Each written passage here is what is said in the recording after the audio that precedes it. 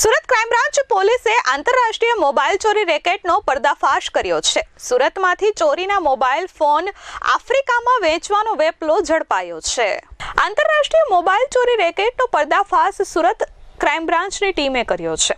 South આફ્રિકામાં બેસી સુરતના ચોરીના મોબાઈલ ફોનનો ગેરકાયદેસર વેપાર કરતો રેકેટ ઝડપાયો છે। સુરત શહેર ક્રાઇમ બ્રાન્ચે આંતરરાષ્ટ્રીય મોબાઈલ ચોરીના રેકેટનો ભાંડો ફોડ્યો છે। સાઉથ આફ્રિકામાં રહેતા જકવાન સૈયદ સુરતના મોબાઈલ ચોરો સાથે સીધો સંપર્કમાં હતો।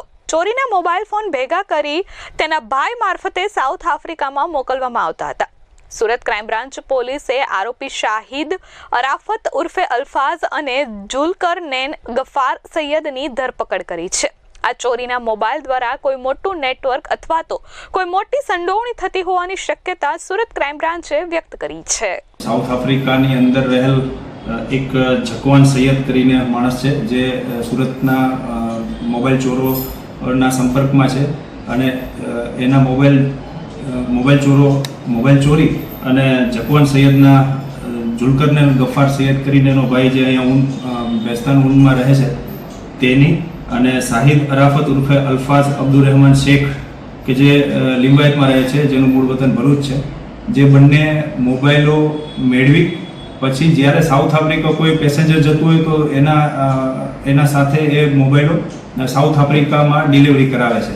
એવા અત્યાર સુધીમાં સુરતમાંથી ચોરાયેલા 30 મોબાઈલોની ડિલિવરી થઈ ચૂકેલ છે અને 3 મોબાઈલ સાથે અત્યારે આરોપીઓ બંને પકડાયેલા છે।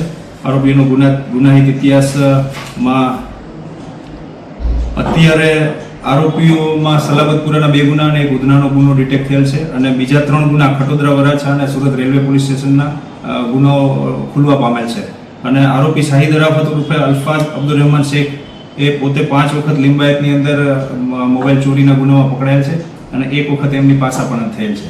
કઈ રીતે આ લોકો મોબાઈલ સ્નેચિંગ કરતા, ક્યાં ક્યાં?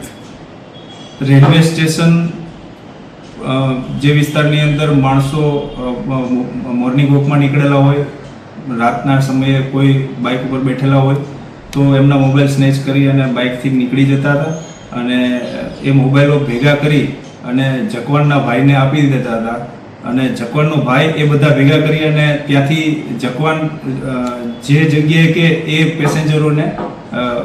પેસેન્જરોને સાઉથ આફ્રિકાના ડિલિવરી માટે મોકલી આપવામાં હતા। સાહેબ, સાઉથ આફ્રિકા કેમ મોકલતા હતા? જકવાન સૈયદ છેલ્લા 5 વર્ષથી સાઉથ આફ્રિકા પોતે કામના અર્થે ગયેલું છે, એટલા માટે ત્યાં મગાવી અને ત્યાં સેવ કરે છે। Bureau report H24 news Surat.